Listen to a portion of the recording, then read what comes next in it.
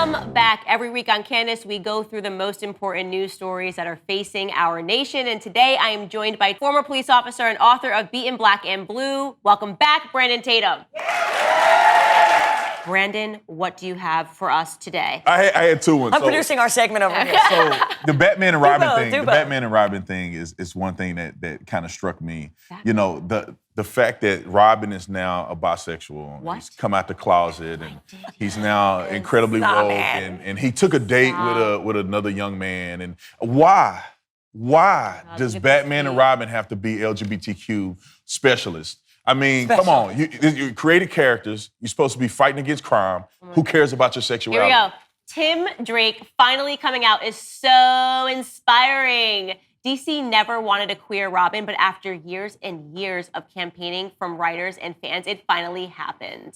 Yay! Robin's gay! Oh my God. That'll probably solve all the world's problems. We did it! Kamala Harris, we did it! We did it! You know where this is going, right? Yeah. Now they're gonna say the Batcave is some kind of concoction of Batman and Robin, and they were always seeing each other all these years.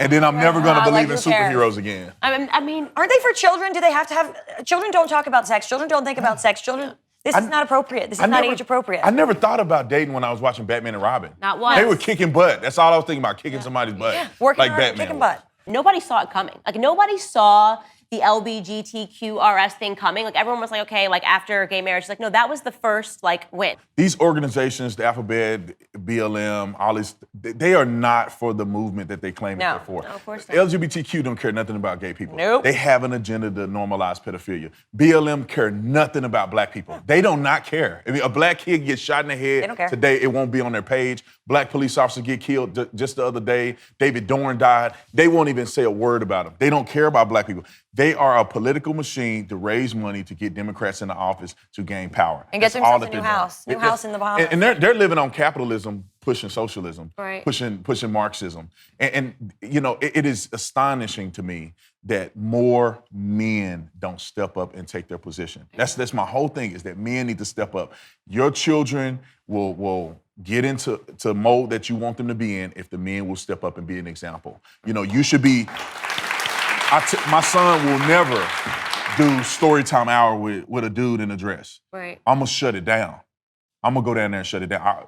I ain't gonna be violent on here, but I'll go to jail over it. You're not gonna be dressing, have a man with his junk hanging out, dressing like a girl trying to teach my son anything. Right. Because I will show up at that school. No. You're not gonna teach CRT to my child because I'm gonna show up at the school.